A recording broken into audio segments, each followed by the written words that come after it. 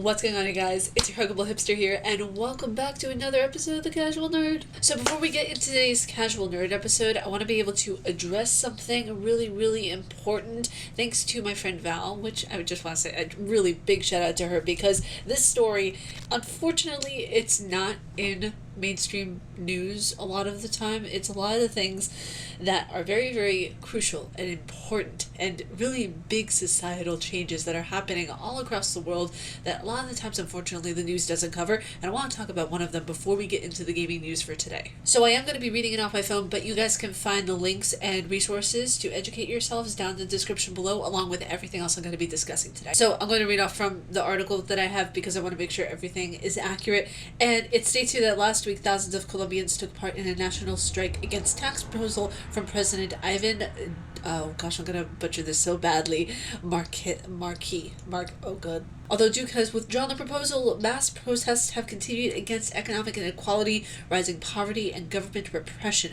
Protesters in Colombia have been met with police violence and military suppression. I wonder what it reminds me of. Dozens of people have died with hundreds more injured, and there are photos that you can see on Instagram. I'm not going to post them here because YouTube guidelines, all that kind of stuff. You know, we have a pandemic going on, but there's also so many different layers and so many different things going on. I don't normally talk about politics on my channel, but this is really important. It's important to people. It's important that we discuss these types of things because I have a platform. I want to be able to use it in the best way possible. So if you hear me from time to time talking about these kinds of topics, it's because I want to be able to bring more awareness to situations that are happening. So please be sure to educate yourself on what is happening right now in Colombia. It's very important. The links, like I said, will be in the description below so you guys can educate yourselves, so you guys can make yourselves more aware and more well-versed in the subject matter. But with that being said, let's go on to some gaming news. I really wanted to talk about that at first, and yeah, I really hope you guys decide to read the articles and decide to educate yourselves on the topics. Alright, you guys, I don't have to say it, but you know what's coming.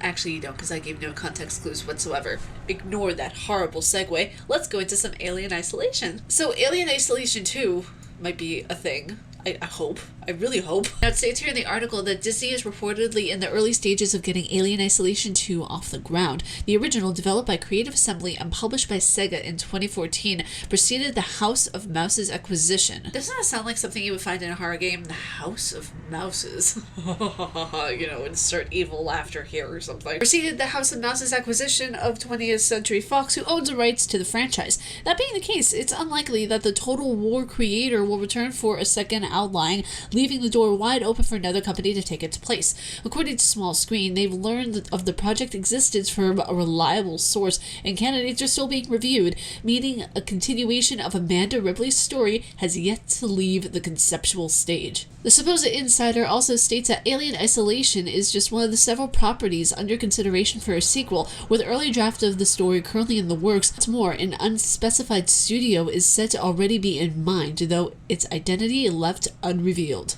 This entire first part of this article is so ominous, and just like that last part especially, though its identity left unrevealed. I'm sorry, really? A bit over dramatic for my taste for a Monday, but that's alright. We love over dramatic in this house. So just as a heads up, we do have a lot to cover, so I should have said this before, but buckle in. Seriously, buckle in. We have 1, 2, 3, 4, 5, 6, 7, 8 articles.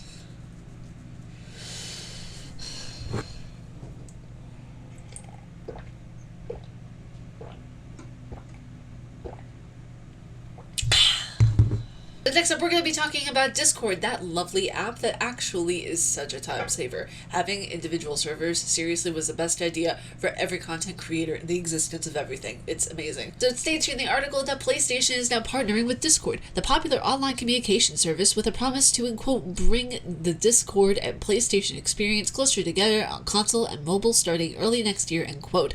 Details on what that would actually entail are slim, and Sony's announcement just says that the two companies are, in quote, hard at work connecting Discord with your social and gaming experience on the PlayStation Network. Like connecting PSN and Discord accounts to more easily chat with friends off-platform has yet to be announced. As part of the new partnership, Sony is also investing an unspecified amount of money into Discord as a part of its Series H investment round as a minority investor. Discord is one of the biggest online communities, especially for gaming enthusiasts, with over 140 million active users as of December 2020.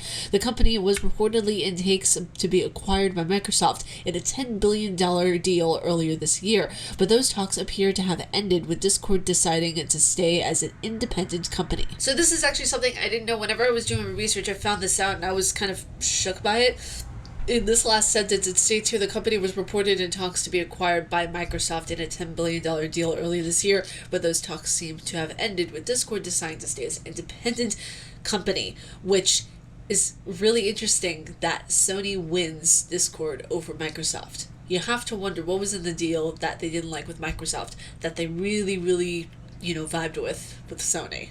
So, next up, I'm very excited about this article. It's Hitman related, and you guys know how much I love me some Hitman. It states here in the article that Hitman studio IO Interactive is reportedly working on an exclusive game for Xbox, according to a report. A video posted by Windows Central Gaming suggests that the Hitman developer has teamed up with Microsoft to work on the new dragon-themed IP, which will reportedly be published under Xbox Game Studio banner. The report refers to GamesIndustry.biz interview with IO Interactive CEO Henkin Abrak, in which he confirmed the team was working on other projects besides an already announced James Bond title. And quote, without going into too much detail, we have a third universe that we're working actively on, which is a bit different and absolutely a love child, Abrak said in the interview. So there's, okay, how do I want to put this next article? Because there was a lot of research that went into this next article, and I'm kind of again, a little bit shook, a little bit just like, okay, we kind of knew this was coming, but for you guys to get the entire context, I need you guys to read the entire article that's down in the description, because there's a lot, okay? There's a lot, and I was trying to be very pick and choose about how I go about doing this in this video. It's Konami in general is a very touchy subject for a lot of gamers, including myself over here. So it states here in the article that Konami has announced that it won't be attending E3 2021, in quote, due to timing, in quote. In an announcement shared in the official Konami Twitter account, the studio confirms that it has several projects in development that we expect to hear about within a matter of months. Now they state here, in quote, due to timing, we will not be ready to present at E3 this year, Konami writes.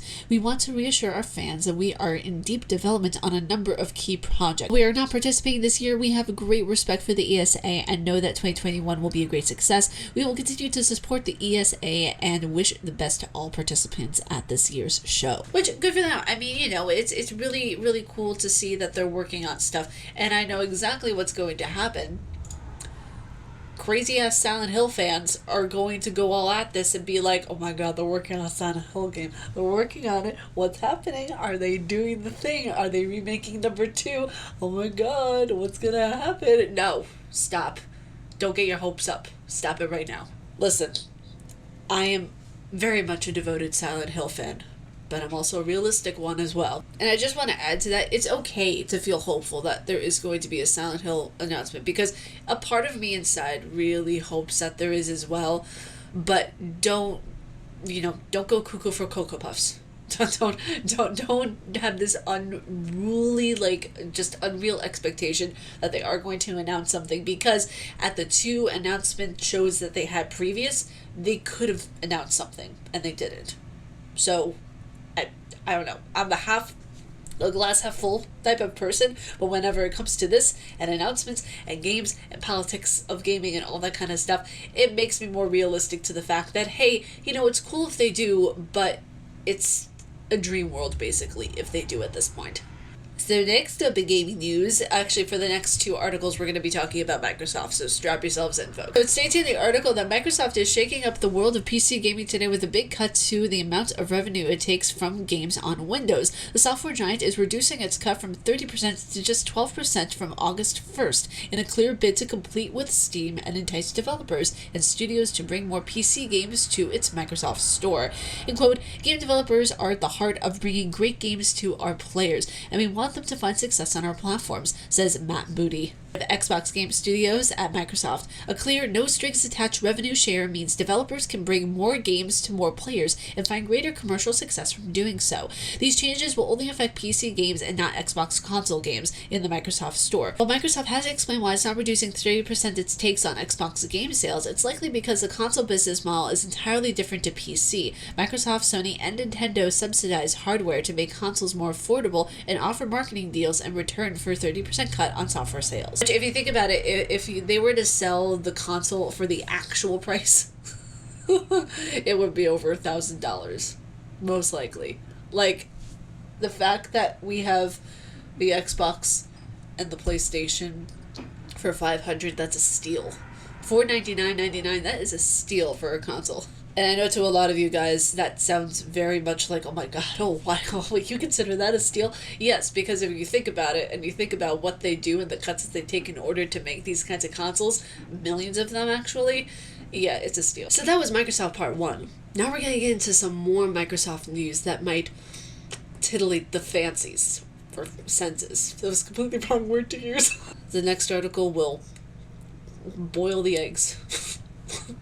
Where am I going with this? So it states here in the article that Microsoft is enabling its Xbox FPS Boost mode on 74 more games today, bringing the total up to 97 games. Titles getting an FPS boost including Assassin's Creed Unity, Deus Ex, Mankind Divide, Wasteland 3, and Far Cry 5, all moving to 60 frames per second. You can find the full list at Microsoft's site. The FPS Boost feature for Xbox Series X and S consoles is designed to make existing games run better. Microsoft has improved frame rates with some backwards compatible games, but FPS Boost features improve older games without developers having to make changes. The update comes just weeks after Microsoft also added FPS Boost mode to 13 EA games, with 12 of them adding support for up to 120 frames per second. Microsoft also added FPS Boost to a number of Bethesda games back in March.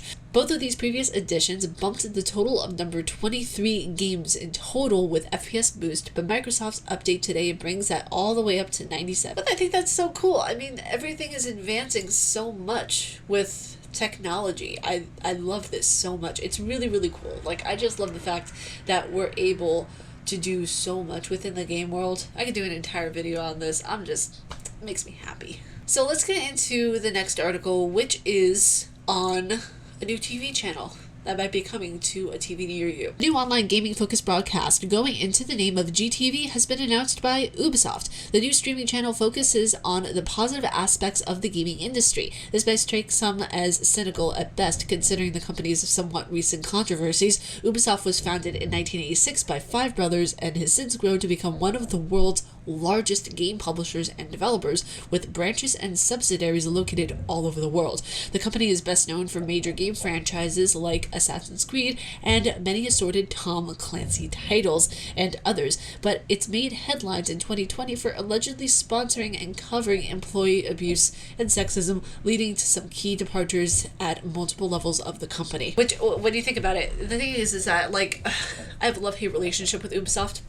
I love a lot of the games that they created. A lot of them are really fascinating and interesting. And me now being an Assassin's Creed fan, after playing Valhalla and seeing that masterpiece, I can love the games and I can separate them from the company. Which I think at this point a lot of people are doing. They're separating the games from the companies because, let's face it, we're doing the same with, Blizzard, because we love Overwatch but we don't like the company. So I think you gotta look at it from this perspective, but you also have to know that this GTV, this area, it's going to be a politically correct move that they're doing because they're trying to cover up everything that they do. The more you cover up in social media, the harder it is to find, unfortunately, a lot of the mishaps and mistakes that the person once did. It's an unfortunate thing because key terms, keywords, all the words get covered, they get searched, they get redefined, all of this kind of thing. We see this actually in BTS Army Twitter, where, for example, one member might have an anti coming after them and searching their name under really negative terms,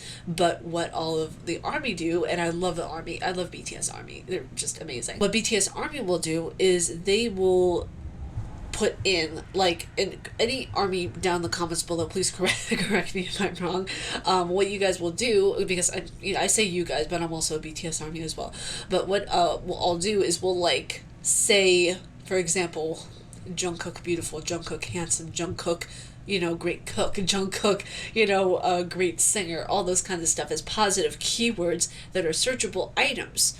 But a lot of the times, people in the industry like to use this as a politically correct move to cover up shit that they did in the past. That way, a lot of people don't search the key items that they did as a negative, but they keep it at as a positive. It's really interesting because there's a lot of great things that you can do with social media, and they can also be used as something bad.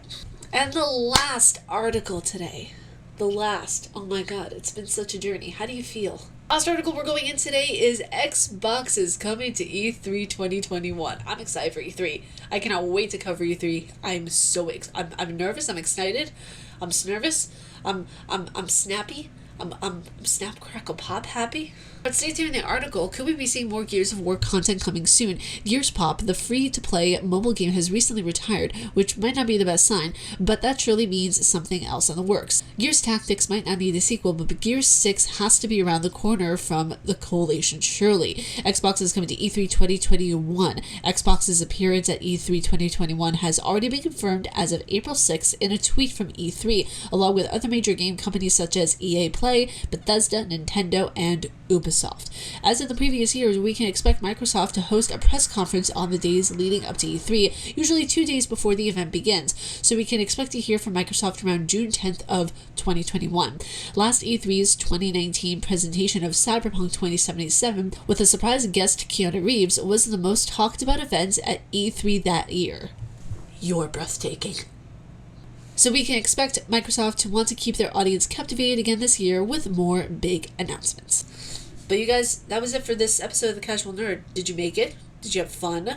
Did you guys explore and learn more things about yourselves that you might have never known? But I hope you guys enjoyed this video. I hope you guys enjoyed the news that was coming out for today. Again, thank you all to my Discord users who send me in articles and send me in all of the news that I do cover. It's really cool to see what you guys find and what you guys do want me to look at and explore in this game universe. It's just really exciting that you guys are interested in the same things that I am, and you guys want me to just go on this journey of covering all of these different types of topics. It's really, really awesome, and I'm glad you guys are here with me on this ride. But that's it for this episode of The Casual Nerd. If you guys like my face and what I do, please be sure to subscribe and hit that bell down below, because if you don't, Lady D will step on you multiple times, over and over again. Stay casually nerdy, you guys, and I will see you all in the next video. Bye, you guys.